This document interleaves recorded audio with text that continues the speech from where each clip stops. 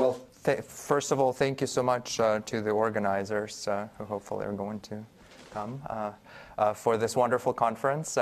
So much was amazing. And the talk that I'm going to give today is going to be joint work with Daryl Hoy, who is now a postdoc in Maryland, and Vasilis Sarkanis, who is on the market and who is a postdoc in Microsoft Research.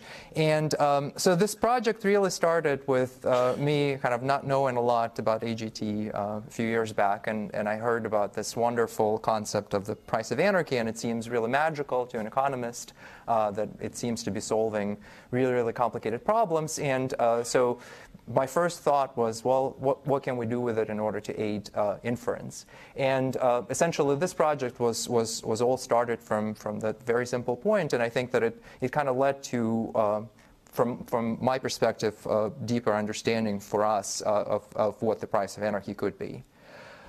So first of all, let me just kind of give you a little bit of a background in terms of how a structural economist is thinking about empirical modeling, and I think Susan Athey on the first day of the conference kind of gave this the hint of the idea of how this approach is going. But just to kind of put you on the same and kind of in the same framework. So our goal is really going to be the goal of designing a better system, having the observations from the current system. And so we want to use the data, and we want to use the data in order to make informed decision of how to design a new system. And the system is going to involve some strategically competing agents. And so first of all, in order to make any predictions in that environment, we're going to have to make a stand that, well, the agents are responding, and we actually can model how they're responding to the system and to each other. So we're going to have a model. And in most cases, this is going to be a model of the game. So when we want to make a prediction in such an environment, then our only our only framework that we can use in this case is going to be the framework of building the model and trying to use that model to generate those predictions, rather than maybe trying to run a regression and trying to extrapolate somewhere. And so the reason why the standard regression approach is not going to work is because the newly designed system has never been observed. We don't have that state of the world. So prediction is only going to be possible when we go after the primitives of the model. So the primitives of the model could be the preferences of the agents. They could be some kind of equilibrium selection mechanism. So those are going to be the primitive components of the game. So today I'm going to focus on the auction design, and most of the applications I'm going to be talking about are going to be the applications to the sponsored search auctions on Microsoft's Bing platform. So basically, just to kind of to sum up, the mindset is we want to make counterfactual predictions. We want to predict the system that we never observed. The only way for us to do that using the current data is to have a model of how the agents behave, and to recover the parameters of the model, the primitives of the model, the preferences of the players participating in the game, in order to simulate what's going to happen in the system, aka the new equilibrium. So the question of counterfactual prediction are usually the question of looking at some concrete mechanism to which we're going to compare the current mechanism, and say something about that mechanism. So we want to say what are going to be, in the current circumstances, what are going to be the parameters of the optimal mechanism. Another also very popular concept is going to be trying to figure out what's going to be the direction of improvement of the current mechanism. So what are going to be the changes of parameters, such as, say, the reserve price in the auction, whether we're going to raise it or lower it in order to improve the properties of the mechanism. And so, of course, in large industrial systems, we want the solution to this problem to actually satisfy the standard conditions, so that we can actually deploy it in the industrial scale. So we want the solution to be computationally efficient. We want it to be scalable, and preferably we also want to make it robust to modeling assumptions. So we don't, as much as we like we meaning economists, as much as we like taking a stand on a particular model and trying to squeeze as much out of that model, we want to be somewhat more flexible in terms of, well, if there are some deviations from that model, we don't want our predictions to become completely obsolete and become completely non-robust to that. So let me just walk you through one of such structural exercises, and this is going to be a very simplified example, but I think it's going to really provide the point that why we need to do a project like we did in this particular case. So basically, we're going to observe the data that are going to be coming from the auction system, and the standard assumption is going to be, well, the bidders are going to be happy with their bids, so they've done their optimization, and the system is going to be assumed to be in equilibrium, meaning that the bidders are going to be best responding to the uncertainty of the bids of their opponents. And so the key observation here is that if the system is truly in equilibrium, then we actually are observing that equilibrium distribution of uncertainty. So now, in order to model what the agent is doing, is we just need to take that empirical distribution from the data, and in that empirical distribution, we're going to compute what's going to be the best responding bid to the distribution, and that's going to give us a clear idea of what the preferences of the agents are if we have the model of the preferences. So basically, given the bid distribution, we're going to solve for the optimal bid strategy. We're going to then invert the bid strategy in order to find the parameters, the preference parameters, such that make the currently observed bid of this bidder optimal. So that's the kind of very simplified version of what's done in the structural inference. And so this approach is very, very dominant in the structural inference. And so the key features that the economists are trying to accomplish while estimating that model is, first of all, we need to make sure that the model is identified, meaning that if we have a distribution of the data, there's going to be a unique set of primitives that we're going to be able to recover from the data. So that's very important, because if there are multiple sets of primitives, most standard models are actually going to be in trouble. I'm going to show you moving forward how we can relax that, but in principle, we are really, really worried about identification. So then once we made sure that the model that we've specified is going to be identified, we're going to use the data, infer those primitives, and then use those primitives in order to make those counterfactual predictions. So we're going to compute the new equilibrium in the new system using the parameters of preferences that we've recovered. And so right off the bat, we're going to actually face quite a few challenges. So first of all, and I think Susan Ati, again, she's been talking about it. So most economists take a really strong stand on what the actual model is going to be. So we're trying to squeeze as much as we can from the data. So most of the models are going to be exactly identified. So there's going to be no parameters that are going to allow us to test the models in a meaningful way. So it's really hard for us to get variation that's going to say that, well, we actually truly believe that these are the agent's preferences. So there's going to be some inversion from the bids to the values, and then we're not going to know whether this inversion is robust to, say, the assumption of the utility. This is actually going to also leading to the problems with inference, meaning that, well, in this case where we're not sure whether this is the correct model, local deviations from that model can actually generate pretty large deviations in the estimates of the primitives. And then if now we're thinking about using those primitives to compute new counterfactual equilibria in the new system, well, we're going to that error is going to propagate, and that's going to generate even further problems in those predictions for the new system.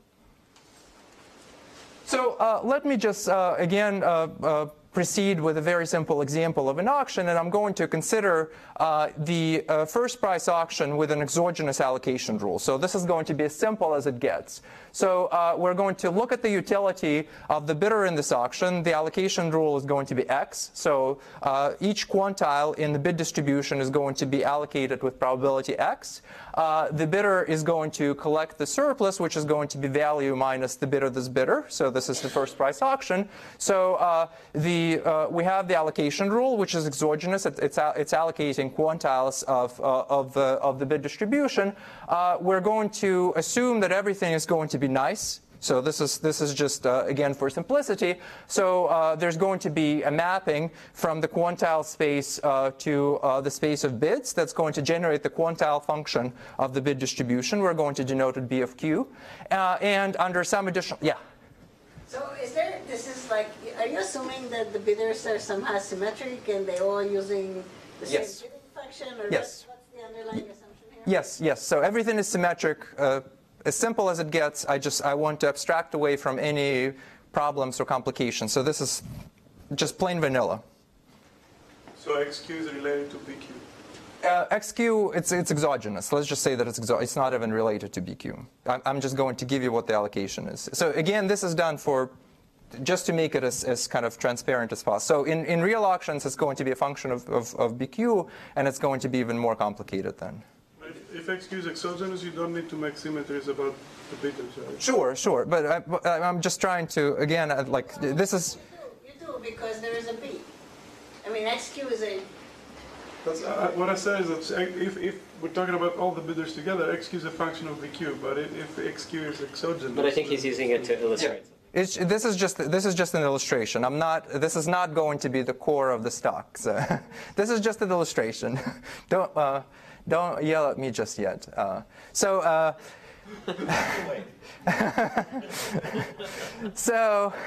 let me just then write down the first order condition for the bidder in this case, and the first order condition is going to lead to a fairly simple, again, exogenous allocation rule. There is no subscript I. Everything is supersymmetric.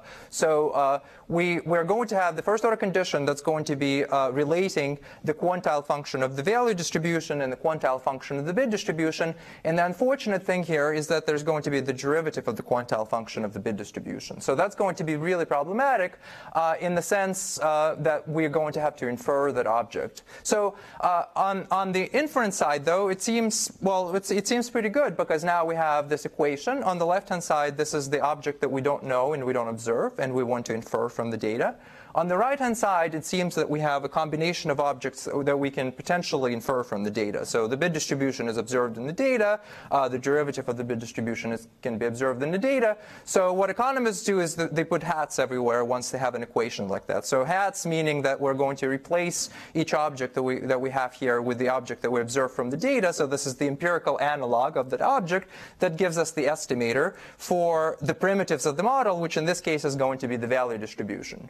So now once we have the value distribution, we seem to be completely kind of opening our path to simulate what's happening in any counterfactual auction. So once we have the value distribution in this auction, we can simulate what's happening in all-pay auction, whatever auction we prefer.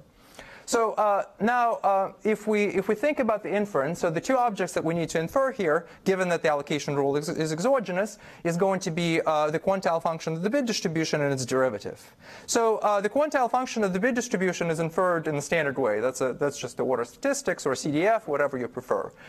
The derivative is going to be significantly more problematic. So the inference of derivatives is in general pretty bad. And so let's just say that the bid distribution is exponential. So in this case, the derivative of the quantile function of the bid distribution is essentially inversely proportional to the density.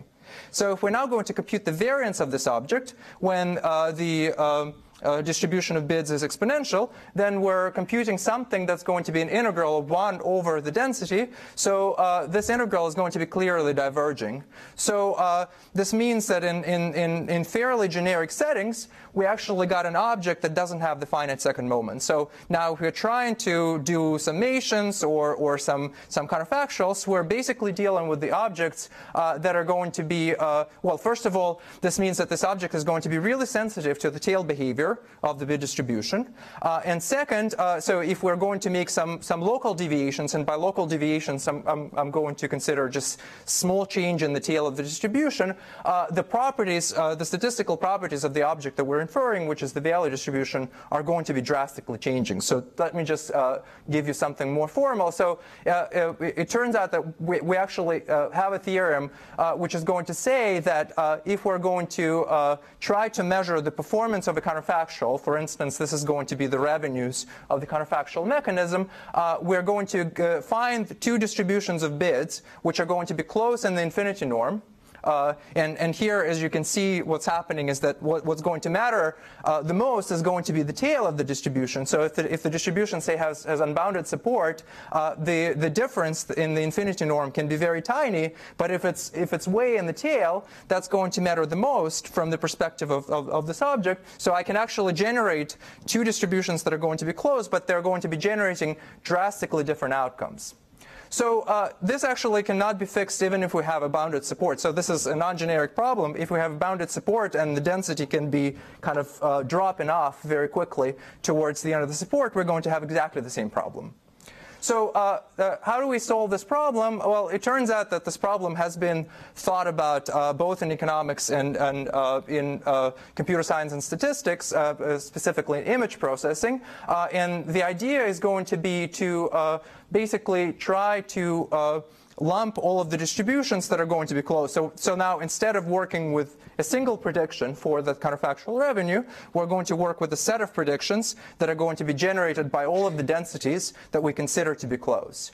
And so, well, now the next question is going to be, can we somehow, as you can see, this is a very simple situation where we don't even need to compute anything to do that inversion. If we need to compute something, this is going to be really difficult, because now we're going to have to compute this object for any instance of potential bit distribution within some range that we're considering close, and that's going to be a very computationally expensive problem.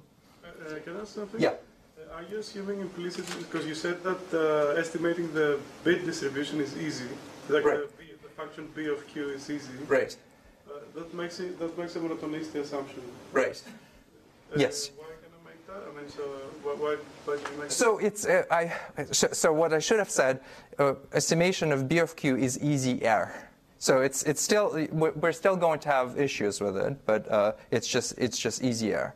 So b of q is going to be like you can estimate b of q as an order statistic at q. You're saying that it may not be monotone in the, like there are constants in values and constants in bits. Right. And a priori, it's not clear to me that bits should be ordered the same as No, values. I think his point is different. I think the point is that even if you make all those assumptions, you still have this problem. That sure. Precisely.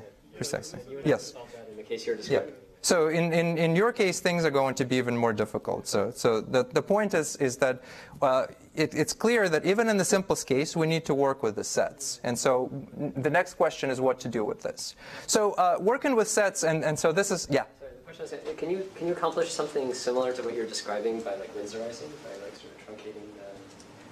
No, and that's another theorem. So this is a kind of completely different branch of research that I'm doing. So there's another theorem that we can prove is that if everything is determined by the tail behavior, I can always kind of adversarially screw you. So if you're trying to Winsorize it, then I can always choose the tails that are going to be misbehaving beyond.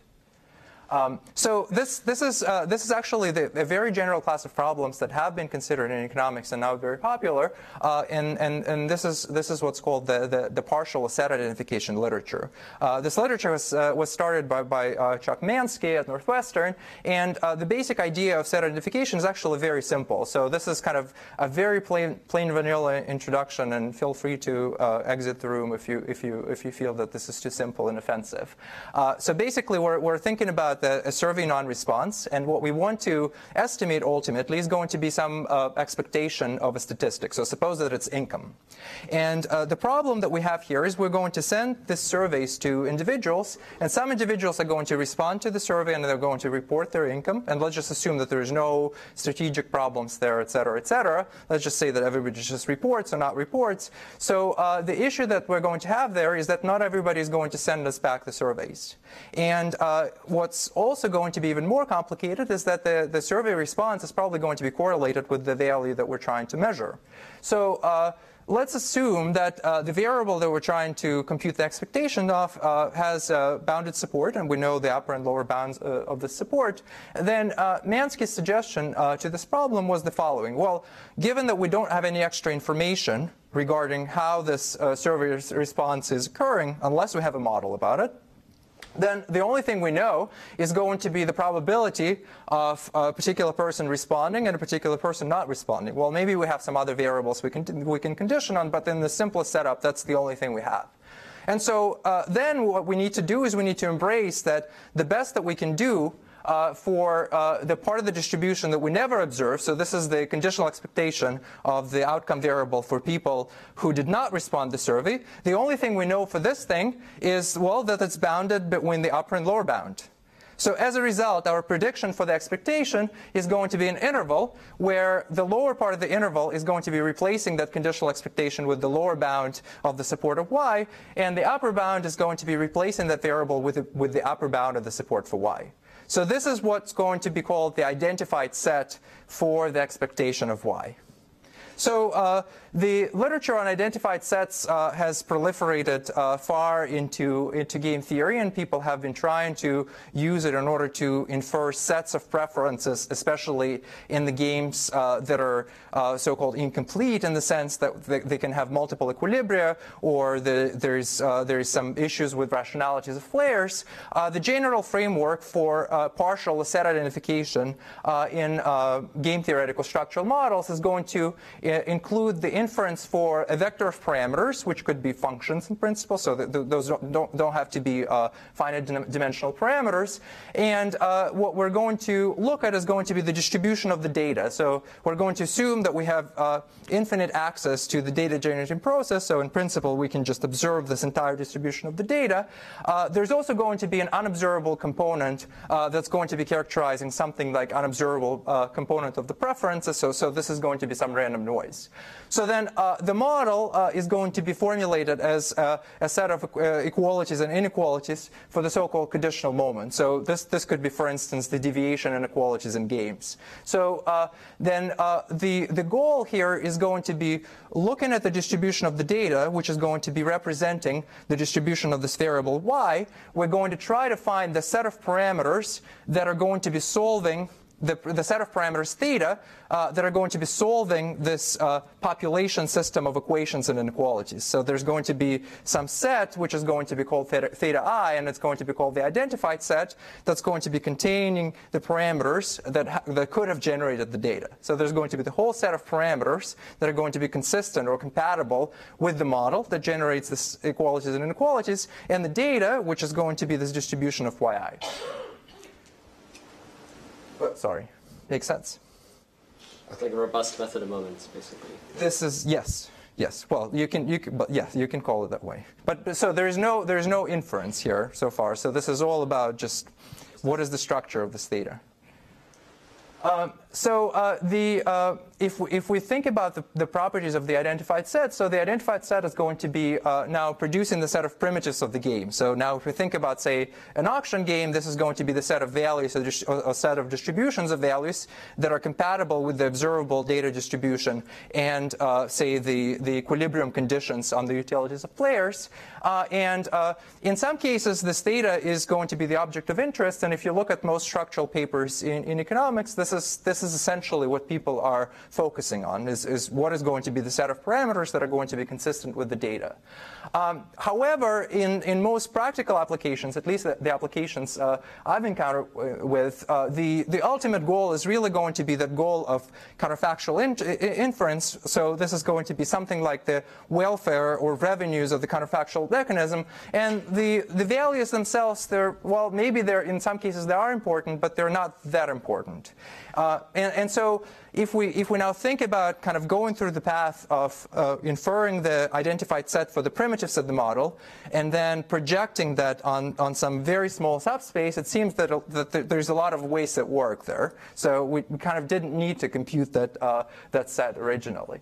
So so this is something that I mentioned before. So in game theoretical settings, the object of interest is going to be something like welfare or revenue of some optimal mechanism, and so kind of the approach that we're going to pursue if we're going to recover this identified set and project it is going to be difficult, and especially this is going to be difficult when we try to embed it into counterfactuals, because now imagine that we have a set of possible values for all of the players, so each point of the set will need to correspond to some kind of equilibrium, so we will need to compute an equilibrium for each point of that super multidimensional set that we've generated for all of the players, and then that's going to be even harder if there are going to be issues with using some nice best responses. So if there's going to be deviation from the optimal best response, things are going to be very difficult. So what we want to try to do is we want to try to bypass somehow this entire process of inferring this theta I and then projecting it and replacing it with something nicer, even though we're going to generate potentially something larger than what we're going to get if we get this tightest set here. And so the idea here is going to be to maybe try to reinterpret the idea of the price of anarchy first introduced by the Kotsupis and Papademetriou. If that probably should be familiar to all of this audience. So basically, we're looking at the worst case ratio of in our case we're looking at the worst case ratio of the welfare of the optimal auction and the auction that we're currently running on the data. And there exist really nice, very theoretically attractive methods of evaluating the price of anarchy that are based on just unilateral deviations of players. So these are kind of very computationally straightforward exercises. And so this is found theoretically useful, and the price of anarchy has very nice properties for a lot of familiar games. And in simulations, and at least in my experience, we're actually finding something a lot better when we're looking with concrete distributions and concrete mechanisms. So if we think about it, and so this is my own interpretation, so if somebody disagrees with that, please say something.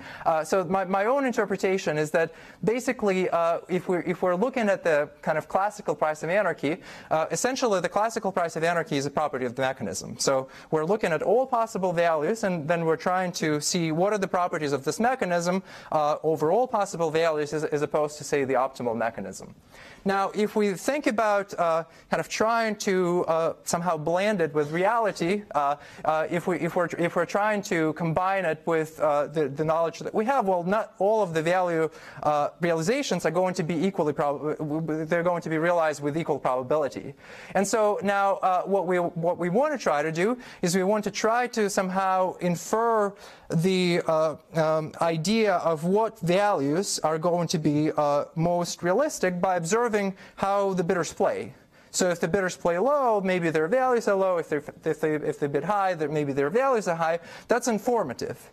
So now what we want to do is we want to somehow restrict the price of anarchy, making it the worst case scenario under the constraint that the distribution that we observe is compatible with the observable place of the players that we observe in the data. So this is what we call the empirical price of anarchy. And in this case, this is going to be now a combined property of the mechanism and the distribution of values. So basically, if we are able to solve this problem, we're going to also say something about the primitives of the game, which are going to be the values of the players.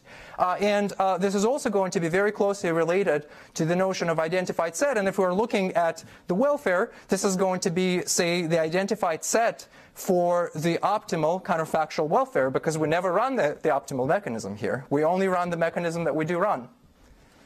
Yeah? So do you mean that this is off of the one distribution? Or do you think that are you saying that this is the worst case over all of the possible distributions that are still consistent with the data? Yes, the second one. So this is all possible distributions that are consistent with the data. So just to clarify that again, yeah. I would get the same answer if I did this identified set stuff you were talking about, and then looked over all those distributions and found the worst case price, like the worst case ratio in that set. Well, it's not going to be quite, so we don't have universal tightness results, so it's going to be contained.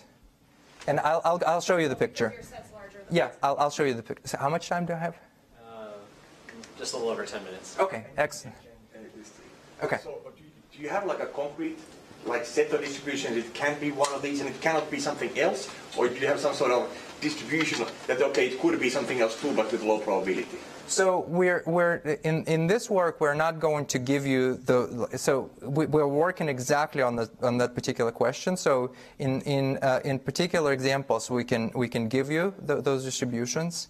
What I'm going to kind of give here is going to be more like what is the recipe for computing the optimum given the data. So I'm not going to tell you what exactly is violated.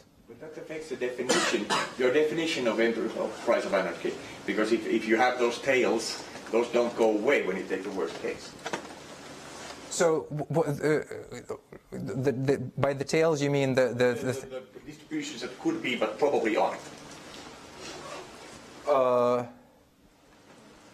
I don't think that they're going to. So I don't think that they're going away. But so how's that problematic? So if you have a set of distributions, yes. You know that it could be one of those and it can't be anything else. You take the worst case over that. I understand how this would be well defined. Right. If you don't have that, because of the data, you could have basically any distribution with some probability. Then I don't understand. No. So that's not what I said. So I said that those distributions probably exist. I'm not going to be able to. The distributions that are definitely not consistent with the data. Okay. So those distributions definitely exist. And they definitely exist in... What does consistent mean? I mean, you computed some expectations of some quantities. Yes. And then, okay, I mean, with some tiny probability, could be some crazy distribution that generated those expectations. Right. So how do you, I think what Thomas is asking is, it should be a weighted sum or something like that. Like, every possible distribution explains the data with some power, and you should be doing some weighted. But you're doing that weighting already, because what you're observing is going to be the distribution of actions. So your distribution of actions is already a mixture distribution.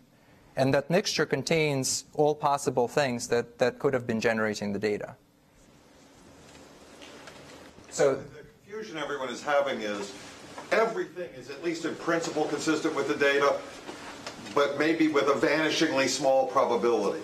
Right. It seems like unless you set a confidence level, yes, you haven't ruled out anything, and hence your price of anarchy should be the same as the theoretical bet. Sure. So basically, I mean, what I'm talking about here is a population object. Up to this point, there is no data. So let's assume that we just know the distribution of the data. Okay. We just know that. So in that case, it's just a single distribution. There is no noise there. It's a max mean or something. Yes. So that's the data are right. So there is no data noise here whatsoever. This is that you have a huge amount of data, so everything that could be inferred with some probability is inferred for sure. Yes. And then there's something that's unknowable, no matter how much data right. you have, and that's where you take the worst. Exactly. Yes. Exactly. And so, and then, I mean, at the end of the day, we're going to work with an empirical distribution, and we know how quickly the empirical distributions are going to converge to the true one. So that's going to determine our error bounds. So distribution as the population model. Yes. So in the end, we're going to plug those empirical distributions in and just produce what's going to be the price of anarchy. So given that I'm running out of time, I'm going to skip the pictures. And so the bulk of this talk is going to be about position auctions, specifically generalized second price auctions that Bing runs. So these are the click-weighted, generalized, score-weighted, generalized second price auction. They're run in continuous time, meaning that there's going to be a lot of uncertainty that's going to be introduced by the user traffic. Each query is going to be score-weighted, so the scores are going to be generated for all of the bidders. And given that the bidders are not able to respond to the queries in real time, they're going to be responding to expectations of queries. And so in each query, the scores are going to be regenerated, generating this very smooth auction. So at the end of the day, things are going to be smoothed out, so there's not going to be step functions like in standard generalized second price auction. So this is going to be an expectation of the generalized second price auction, where the expectation is going to be taken with respect to the realizations of the score uncertainty. So now, if we think about the decision of the player in this case, the decision of the player is going to be to maximize the utility from clicks. So there's going to be a value per click, which is going to be multiplied by the expected quantity of clicks that this bidder is going to receive in a given query, which is going to be now a smooth function of bids, minus the expected cost. And that the expected cost is again going to be some smooth function of bid, because we're taking expectation over high uncertainty distributions. So then if we think about implementation of full information mesh equilibrium in this case now, given the competing bids, we're going to be able to compute those smooth functions. We're going to be just able to simulate them very, very quickly. And then as Halvarian was telling yesterday, what we need to do then is we need to take the derivative of the cost, and we're going to get the value equals marginal cost. Very simple. Seems very straightforward. The problems that are going to arise immediately as you go to the data. Well, first of all, in order for this model to work, we need the marginal cost to be monotone, and in a lot of the queries it's clearly not. So that approach of equating value to marginal cost is going to break down in 3 seconds in most queries, even in Google, I'm sure. The second thing is that there is the click, yeah. Non-monotone, not strictly monotone, or not even? Not even monotone in some queries. You increase your bid and your cost? Sometimes it happens, yes. Yes, it happens. Yeah. So the second thing that's going to happen is that the click function is going to have flat spots, and especially this is going to be the case for the top bidders, because when we have Amazon, which dominates everywhere, we're never going to see anybody above Amazon. The click function is going to be well, essentially flat. We're dividing by something that's equal to 0. We're going to get infinite value, so there's not going to be any value in the marginal cost inference. And then there's going to be a bunch of other things, such as drifting, distribution of uncertainty, deviation from the optimal best response. A lot of the bidders are actually not changing their bid that frequently, so we get really large deviation from from kind of the standard equilibrium model. And so in this context, partial identification seems to be a natural next step, but then there's going to be a problem, because now we're going to have to recover those large sets of values that we're going to have to project on the set of bids. And the approach that we're going to take is going to be this idea of using the distribution of the data in order to provide the bounds by passing the computation of those alternative outcomes. So here's the definition that we're going to use. So this is going to be the definition of the empirical price of anarchy. So we're going to have the distribution of uncertainty, which we're going to subscript by theta, and we're going to compare the welfare of the optimal auction with the welfare of the auction that we actually are running, and we're going to take the soup over all possible distribution, over all possible realizations of values in the strategies within some given class, such that the distribution of the bids that we're actually observing, so again, this is the true distribution that we're observing, is going to be exactly this FB. So this is exactly what we know. So what turns out to be a useful approach is going to be the approach of so-called revenue covering. So it turns out that this price of anarchy object is going to be able to, we're going to be able to recover it independently without computing this this constraint optimization problem.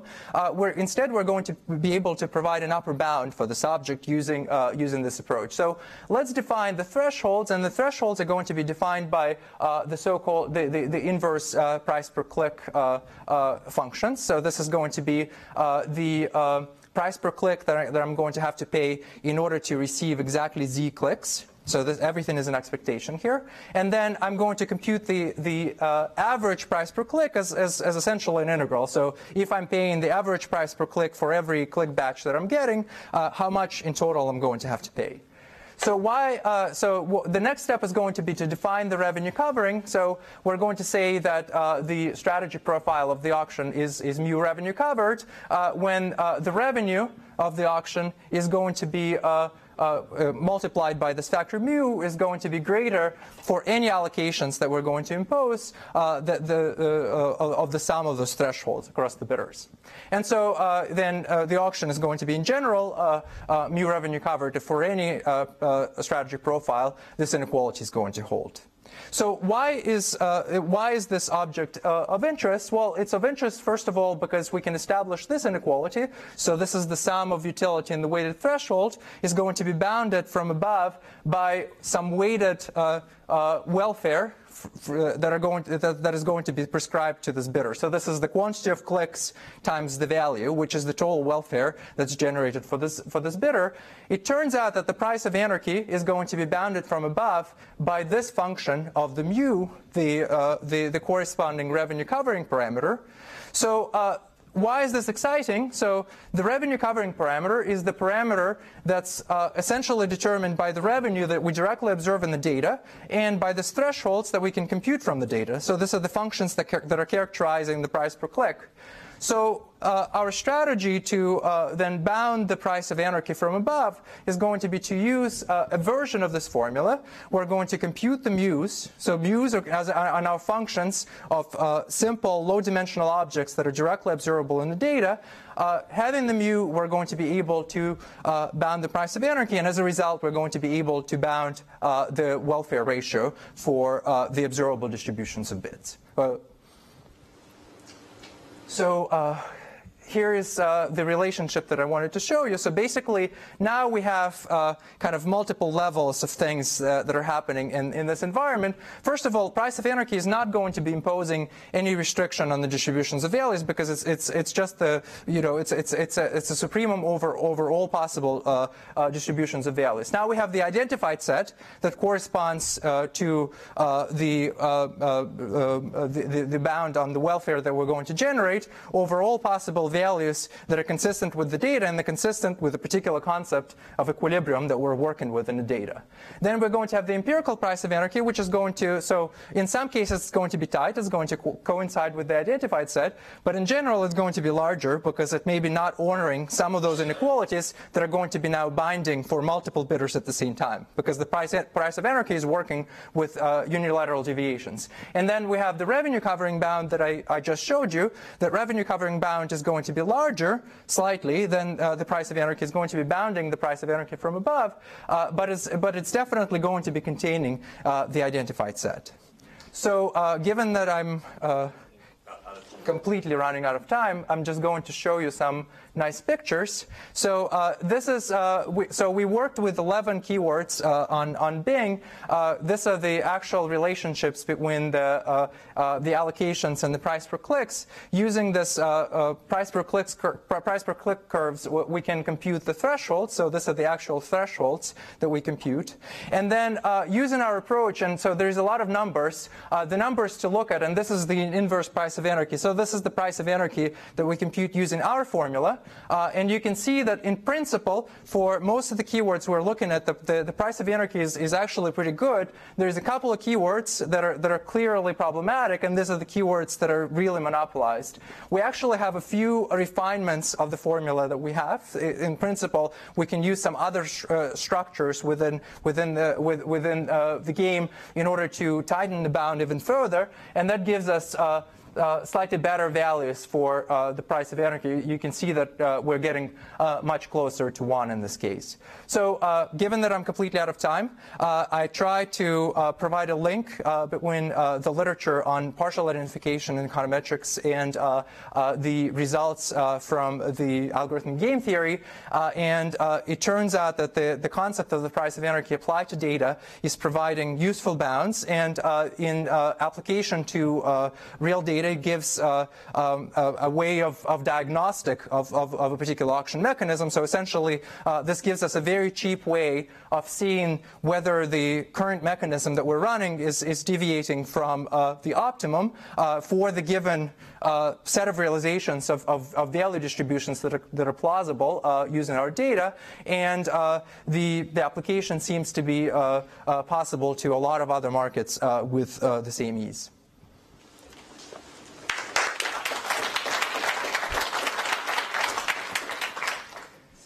Let's take a couple of questions. Yeah. You mentioned applying this to designing alternative mechanisms. Right. I think you showed it just for the current mechanism. And the optimum. And so what about an alternative mechanism? So I think it is possible. So in the current framework, I'm going to offer you a very unpleasant solution of just using the triangle inequality, and which is not going to be very nice and attractive. It seems that it's possible to narrow down the notion of the price of anarchy to some kind of like an arbitrary welfare ratio. I'm not sure that it's always applying, so it applies to very simple games. So I think that there is a great promise there. So if we're able to accomplish that, then we solve the problem of counterfactual inference. Yeah. So you showed us some EPOA bounds. What were the POA bounds for the setting you're looking at? Oh, so this is the generalized second price auction. So the revenue covering doesn't even. They're not revenue covered. So that's the beauty, is that, so in our case, we don't need to worry about whether they're revenue covered or not. I'm sorry, I kind of skipped over that. We actually just compute the actual empirical revenue covering parameter. And for welfare, were there other plans? As far as I know, I am not sure, actually. I don't think so. But so it's score weighted generalized second price auction, so I'm not sure somebody computed. Yeah. So this first column of numbers, that's for efficiency, right? Yes. So this one, they're all for efficiency. So this is the ratio of the threshold. So this is mu essentially. So on the phrase 4, so that means that our price of anarchy is like 4 yeah. or so. Yeah. The empirical price of anarchy. Yeah. Mm-hmm. And you said that happens when there's a keyword is monopolized. Yeah. So help me understand that, because it seems to me that if the keyword is monopolized and somebody's the best guy, it's easy to get efficiency. That guy's getting it. This guy should just get it. So why is the empirical price of anarchy high in those cases? It seems that it should be low. Well, is it somehow that it's harder to identify and you get more noise in the identification piece? basically, what's happening is that if you have a dominant bidder, then this dominant bidder is going to significantly shade their bid, yeah, and I mean it could be, yes. So it's not. What's that? How can it not be efficient? He shaves a lot, and the other guys shave almost none, because if you think about a single item auction. But then it's not monopolized. No, but then Thomas is right. It must be the identification issue. It's that he shaded enough that... Well, it's a first price auction, remember. Don't think second price auction. But it's Nash equilibrium, right? So it's full information Nash equilibrium, so I'm not going to shade my bid so that I actually lose. I will shade it, but I'll still win, right? So okay, I'm That's my point. Is that even if you're shading, it's like your definition of monopolized means that you're a winner. But if you're a winner, you're efficient. So I'm not. I wasn't giving you the causal interpretation of these numbers. I just I just gave you a simple statement of the fact. So this is.